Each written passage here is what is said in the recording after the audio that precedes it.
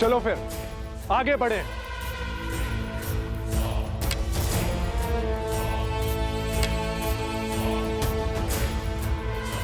अब दूसरी टुकड़ी को भड़काने की बारी है।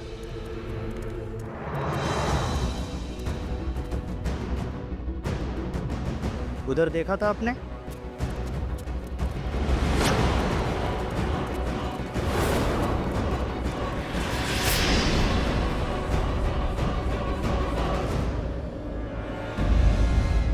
सुशीला, कमला, गीता, प्रातः काल से कहां थी तुम? बिना आज्ञा घर से बाहर पग कैसे धरा तुमने? विद्रोह की चिंगारी उठ रही है हमारे विरुद्ध। उल्लंघन करेगी पति की आज्ञा का। किसकी आज्ञा से घूंघट उठाया तुमने? घर से बाहर निकली।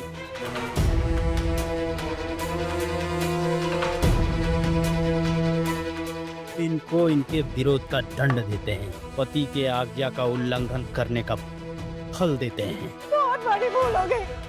हे ईश्वर, रक्षा करना। आज तो ईश्वर भी नहीं बचा पाएगा तुम्हें।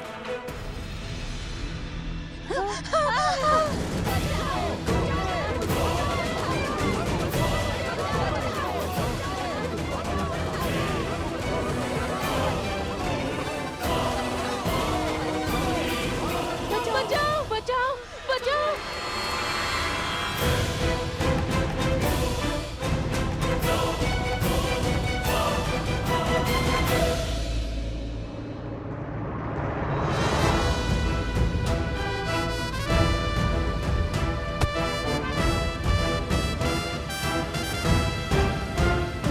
शांत हो जाओ, शांत हो जाओ, शांत हो जाओ।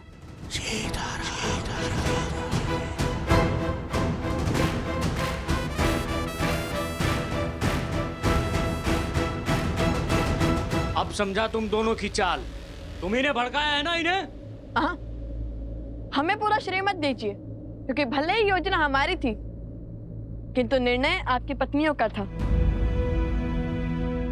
और आपकी पत्नियां बुद्धिहीन नहीं है। उन्होंने सोच समझकर, विचार कर कर हमारा साथ दिया है। तुम हमारी पत्नियों को पथभ्रष्ट कर रहे हो। इस दुस्साहस का दंड अवश्य मिलेगा तुम्हें। ऋषि कुमार का कथन अनुचित नहीं है।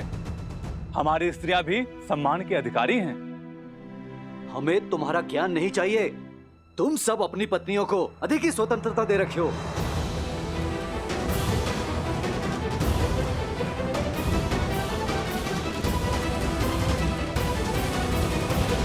हमने तो केवल स्त्रियों को उनके अधिकारों का स्मरण करवाया, उन्हें सम्मान का मोल समझाया। अब आप ही बताइए, हमने क्या अनुचित किया?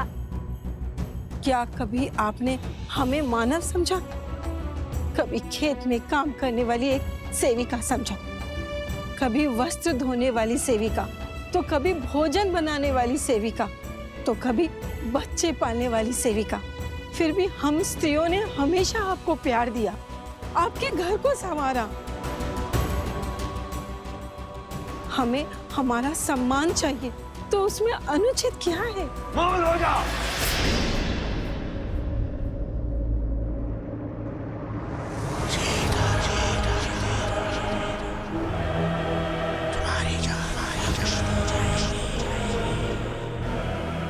अब आएगा आनंद।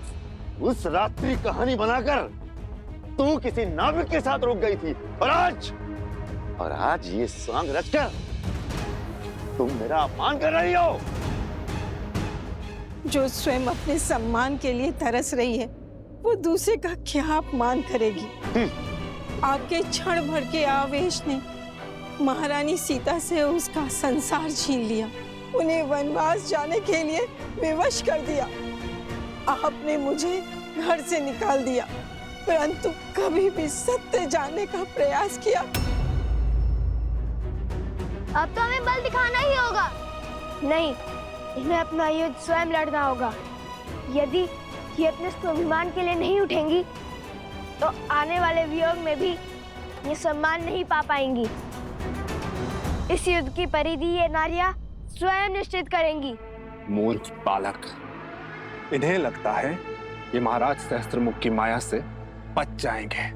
इतने वर्षों तक लोकापात और भेदभाव का जो बीज महाराज ने बोया है, आज उसका फल प्राप्त होगा।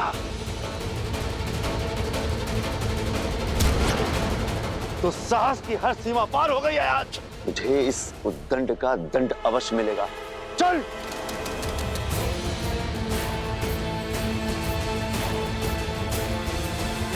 भैया, इतना घोर अन्याय देखकर भी हम चुप क्यों हैं? आज हम रक्षक नहीं, केवल मार्गदर्शक हैं।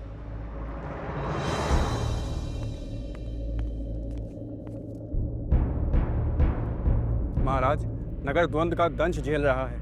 स्त्रियों और पुरुषों में घोर तनाव है। पुरुष स्त्रियों के हर तर्क को निरर्थक मान रहे हैं।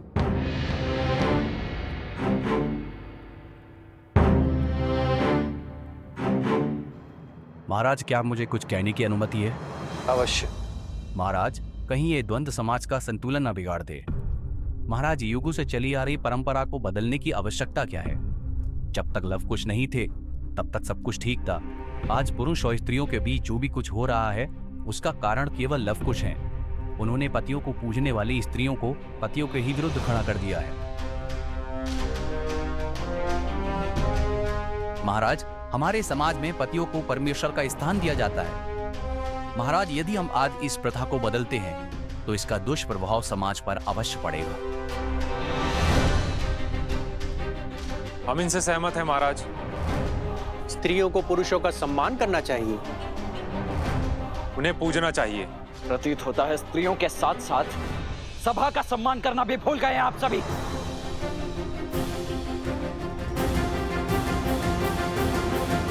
लक्ष्मण, शांत।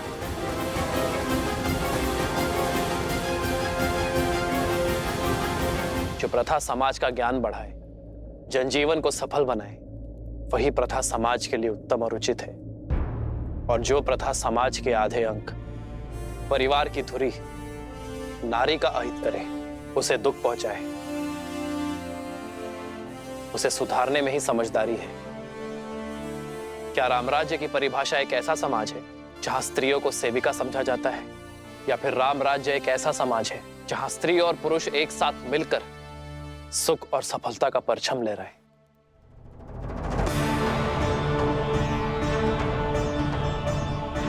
एक स्त्री को दासी समझना हमारी संस्कृति का अपमान है। क्या हम भूल गए हैं कि जब हम जन्म लेते हैं तो सर्वप्रथम एक स्त्री ही हमें स्नेह देती है। यदि स्त्री अपनी संतान को मातृत्व की छाव ना दे, उसे अपने दुग्ध से पोषित ना करे, तो संसार का कोई भी पुरुष जीवित नहीं रह पाएगा। मैंने लवकुश का साथ इसलिए दिया है क्योंकि उनकी सोच में समझ और सुधार है। आज हम जिस मोड़ पर खड़े हैं वो समाज का नया दौर है, जहां स्त्री और पुरुष कंधे से कंधा मिलाकर अपनी शक्ति से इस संसार को आगे बढ़ाएंगे। मुझे उन दोनों पर पूरा विश्वास है और मैंने उन्हें जितना समय देने का वचन दिया है उतना समय उन्हें अवश्य मिलेगा।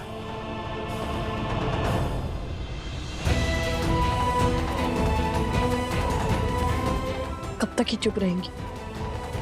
कब तक यूं ही चुपचाप अन्याय सहती रहेंगी? कुछ बोलती क्यों नहीं अब?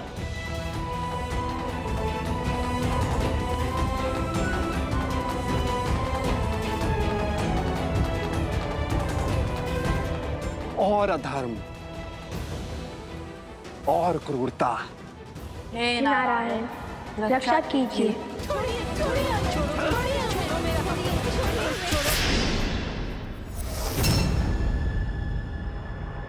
जय श्री राम। उद्दंडे, मैं तुझे पाठ पढ़ाता हूं। रुक जाओ!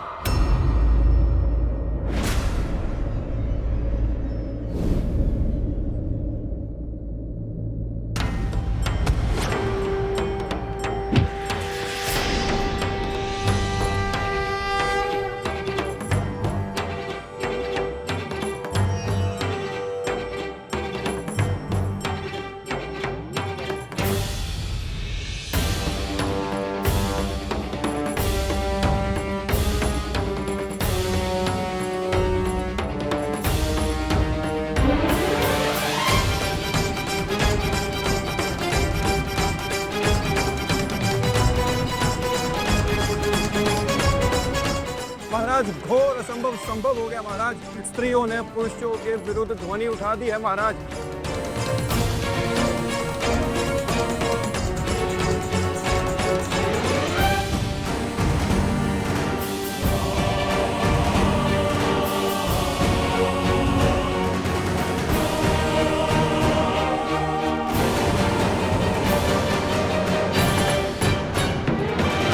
हमने अपमान के अनंत घुट पिए हैं, अनगिनत अत्याचार सहे, क्योंकि मुझे मेरी माँ ने सीख दी थी कि पति परमेश्वर है, किंतु आज मुझसे निकलकर मेरी बहू पर आई, तब मैं सह नहीं पाई हूँ।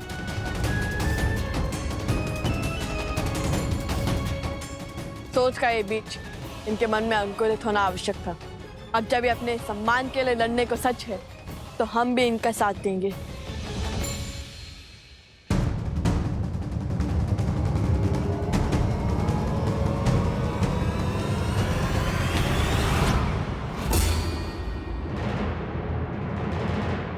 सावधान!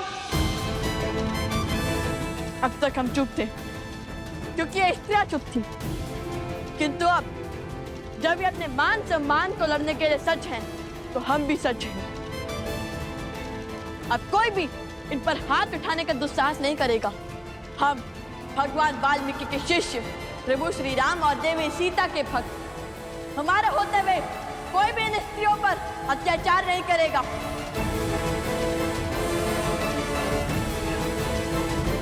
हम इनके साथ हैं, हम इनके साथ हैं, हम इनके साथ हैं।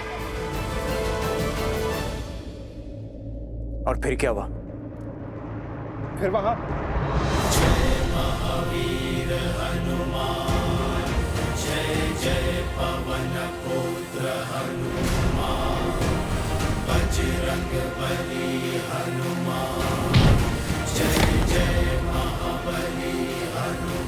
देखिए हनुमान जी, ये लाभ और कुश अयोध्या की स्त्रियों को भड़का रहे हैं। अच्छा, तो घर परिवार संभालने वाली नारी अबोध है, मतिहीन है कि जो कोई भी इन्हें भड़का दे।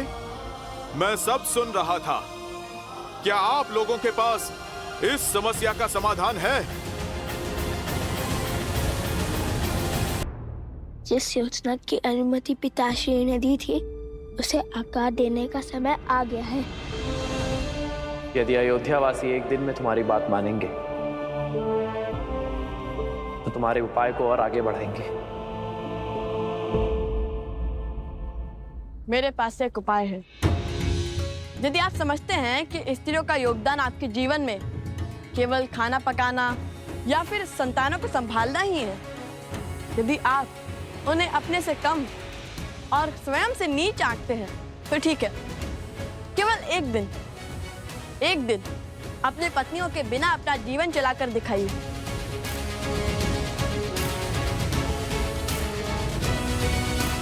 ये सूर्य का पहला पहर है। सूर्यास्त में केवल 4 पहर शेष है। तब तक पता चल ही जाएगा कि स्त्रियां आपके सम्मान के अधिकारी है या नहीं।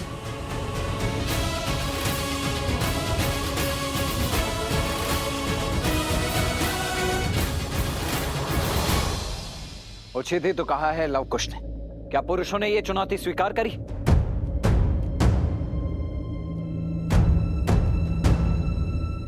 ये चुनौती स्वीकार है आप सबको? हाँ हाँ स्वीकार है। हाँ स्वीकार है। हाँ स्वीकार है। हाँ स्वीकार है। हाँ स्वीकार है। हाँ स्वीकार है। महाराज, इतनी विकट स्थिति में भी आप मुस्कुरा रहे हैं। कदाचित आप इस शर्त का तर्क नहीं समझ रहे हैं। पुरुष स्वभाव से बहुत हठी होते हैं। जब बात उनके अहम पर आ जाए तो शाम दाम दंड भेद कुछ भी अपना कर अपना पलड़ा भारी करने की ही सोचते हैं। मान लीजिए कल उन्होंने अपनी पत्नियों का परित्याग कर दिया तो इतनी सारी स्त्रियों की पीड़ा और परित्याग का कलंक अयोध्या के माथे ही लग जाएगा।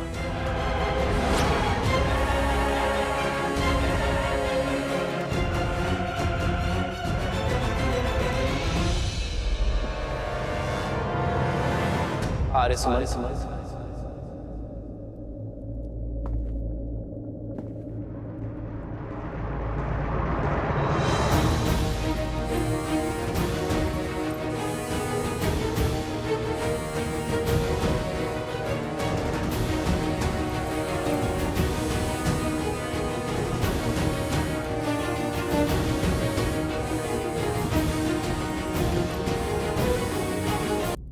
आर्य सुमंत।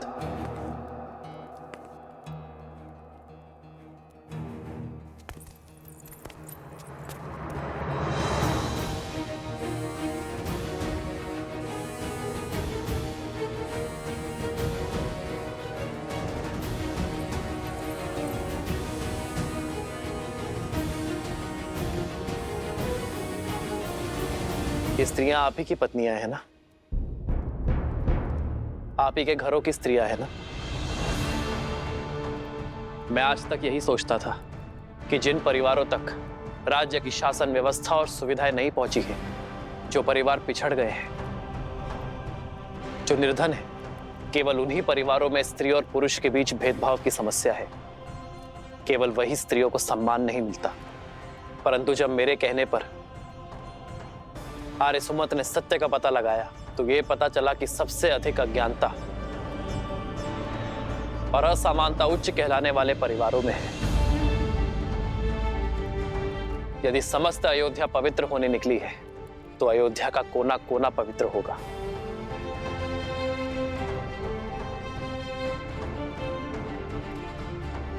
उर्मिला, मांडवी, श्रुतकीर्ति, तुम तीनों राजघराने की बहुएं हो, किंतु यदि आज तक किसी भी बात पर तुम्हारे मान सम्मान को, तुम्हारे अधिकारों की हानि हुई हो, तो तुम ध्वनि उठा सकती हो। इस रघुकुल में आना, रघुवंशियों का मान पाना तो हमारा सौभाग्य है। ये समाज हो या संसार, उसका विकास तभी संभव है जब स्त्री और पुरुष एक दूसरे का सम्मान करें, जब स्त्री और पुरुष एक दूसरे के बिना अधूरे समझे जाएं। सियावर रामचंद्र की जय! सियावर रामचंद्र की जय! सियावर रामचंद्र की जय!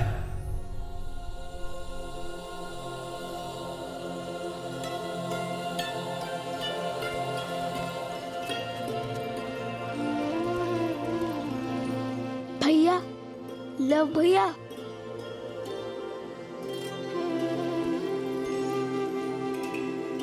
आज लव कुश ने अयोध्या की हर स्त्री को हर रूप से संगठित कर दिया।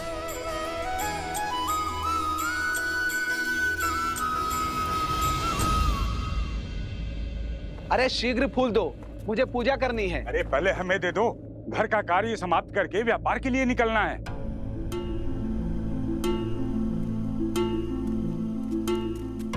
पिताश्री, बहुत भूख लगी है। अरे सुनती हो? अरे मैं तो भूल ही गया।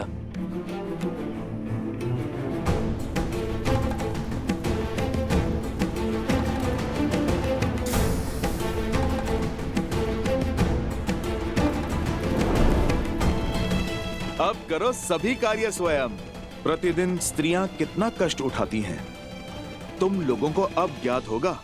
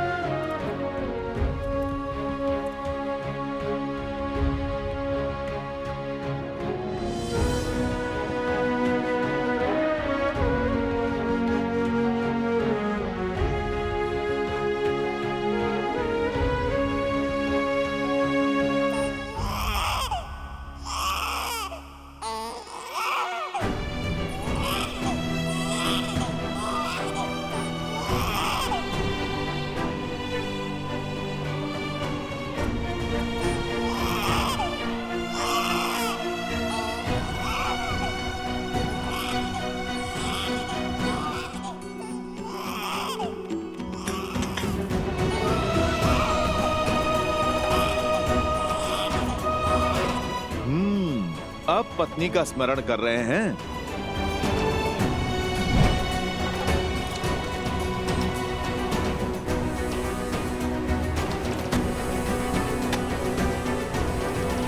भूख लगी है पिताश्री।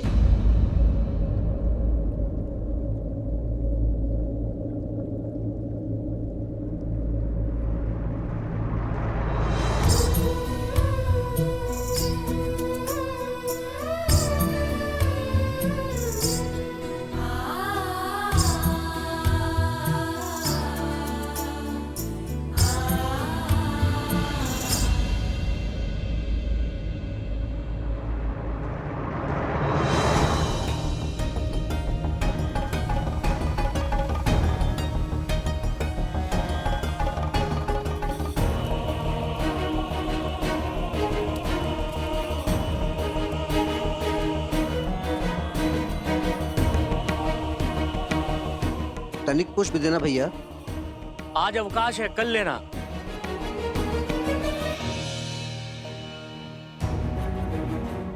अरे मेरी दाल।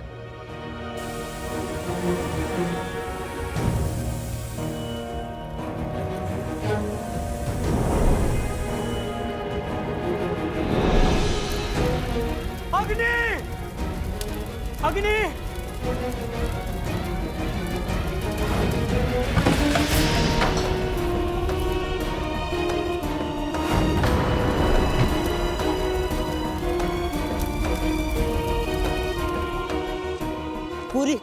पूरी बस्ती अग्नि की चपेट में है। इनके पति भीतर फंस गए हैं। क्या?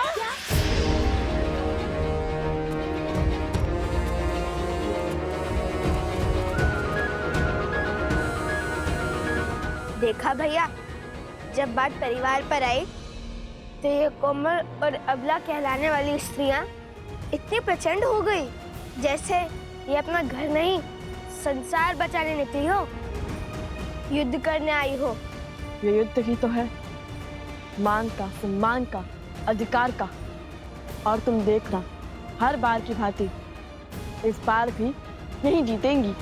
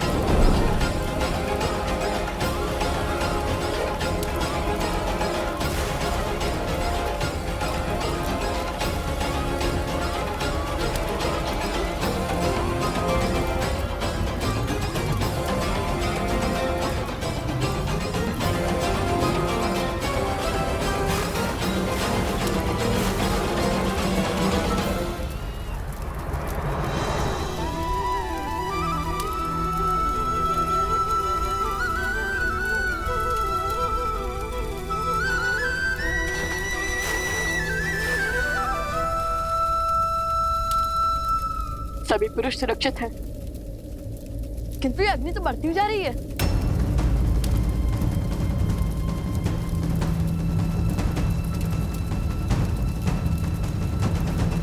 जय श्री राम!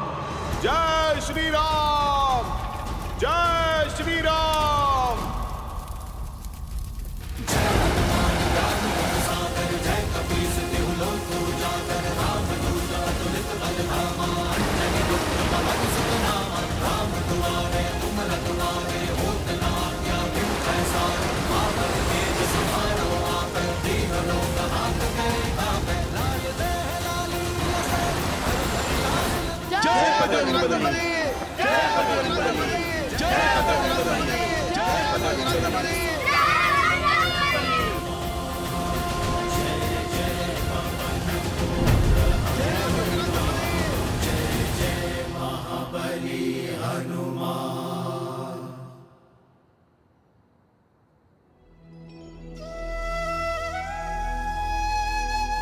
सम्मान के इस युद्ध में एक सत्य कहना चाहता हूं। अगर यही आंच इन स्त्रियों पर आई हुई होती तो इनमें से कोई भी खड़ा हुआ पुरुष अपने क्रोध की अग्नि को शांत करके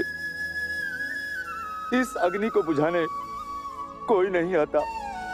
अपने प्राणों को दांव पर कोई भी नहीं लगाता, परंतु तुम लोगों ने उनको बचाया जिन्होंने तुम्हें कष्ट दिए, अपमानित किया, तुम्हारे साथ दुर्व्यवहार किया।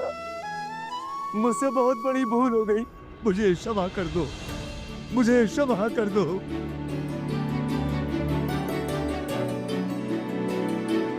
मुझे क्षमा कर दो, हमें क्षमा कर दो, क्षमा कर दो।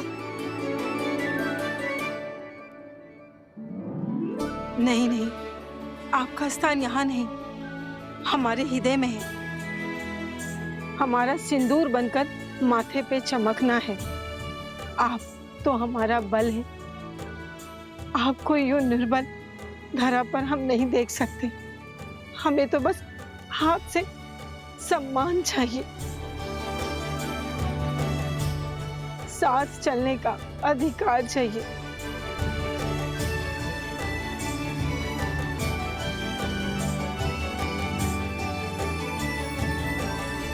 असुर शक्ति हो, सोच हो या फिर लोक अपवाद, मनुष्य को केवल तब तक ही नियंत्रण में कर सकते हैं जब तक वो स्वयं उसके विपरीत, उसके विरुद्ध पनपे भाव का आभास ना करें। मन के कोने में छिपा एक छोटा सा द्वेष का भाव, जो वैसे तो व्यर्थ लगता है, कई बार असुर शक्तियों के बहकावे में आकर लोक अपराध की आंधी में बहकर धीरे धीरे बढ़ता जाता है और उसका अंधकार मन की सभ्यता के प्रकाश पर हावी हो जाता है। आज लवकुश ने तुम सबको वो आभास करवाया जो स्त्रियां प्रतिदिन सहती हैं। उनकी योजना ने तुम्हारे भीतर छिपी भलाई को जगाया है और उस सुखता के प्रकाश ने तुम्हारे ऊपर छाए हुए अंधकार का अंत किया है।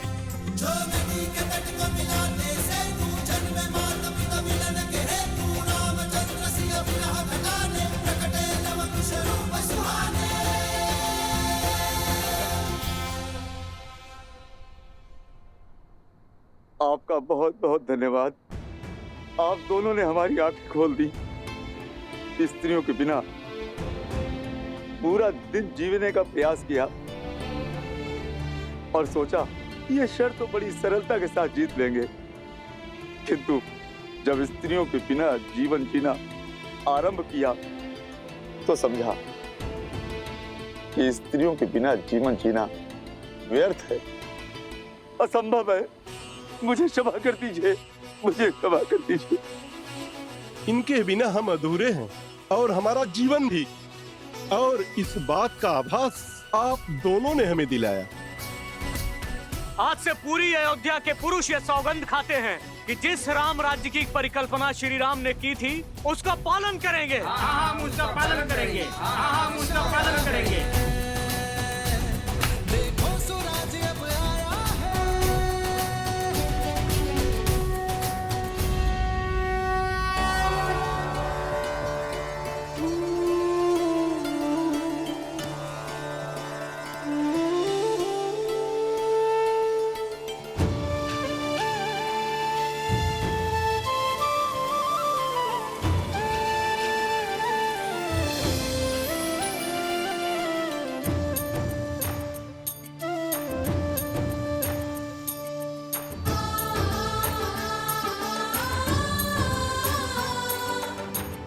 ये तो अत्यंत शुभ संकेत है। हाँ गुरु माँ, लगता है लवकुश अपने लक्ष्य में सफल हो रहे हैं। तभी तो एक के बाद एक ऐसी सुखद अनुभूतियां और ऐसे शुभ संकेत मिल रहे हैं।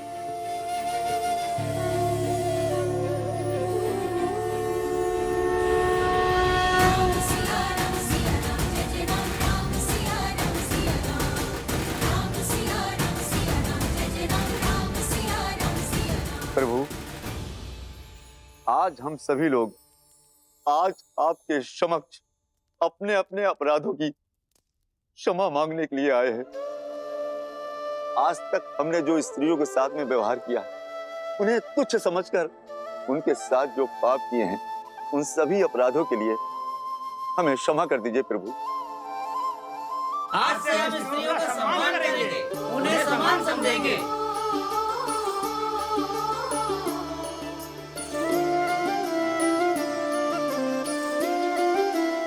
शीघ्र ही समय आएगा जब अयोध्या से हर मलिनता नष्ट हो जाएगी,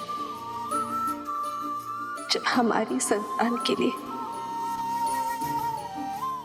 यहाँ आना शुभ होगा।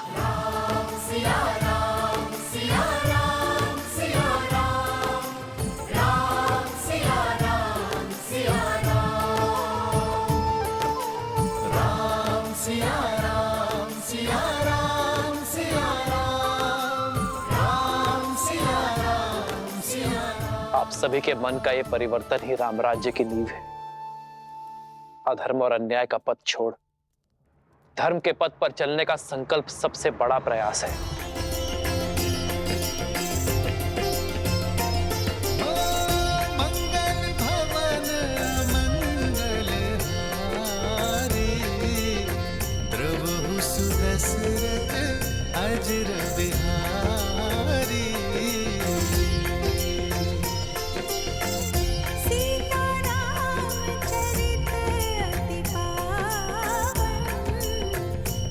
आयुष्मान भव।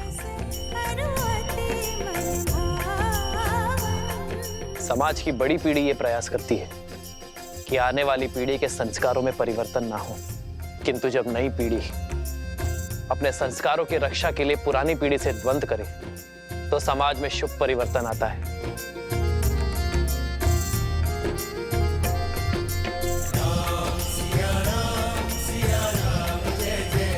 मैं तुमसे गर्वित हूं लवकुश कि आने वाली अयोध्या की नई पीढ़ी के नायक तुम जैसे बालक हो, जो समाज के उत्थान के लिए समाज के विरुद्ध खड़े होने का साहस रखते हैं। मुझे तुम दोनों को कुछ भेंट करने की इच्छा है। बताओ क्या चाहिए तुम्हें?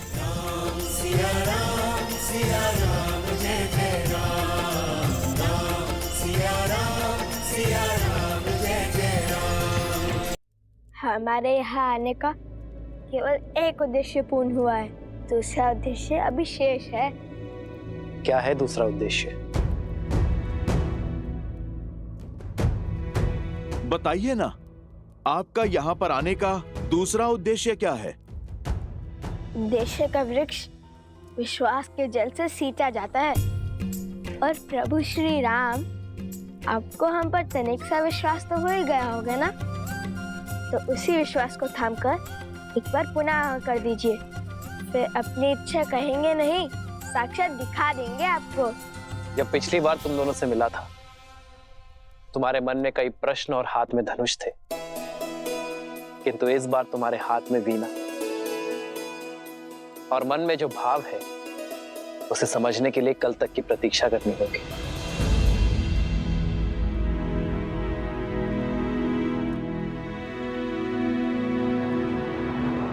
मेरी आज्ञा है।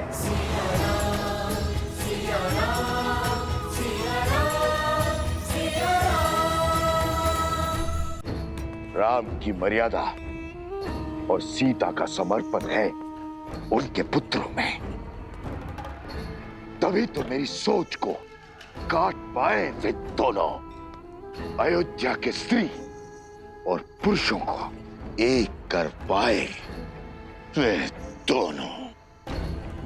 जब युद्ध का नाद छिड़ ही चुका है तो शस्त्र उठाने में कैसा संकोच।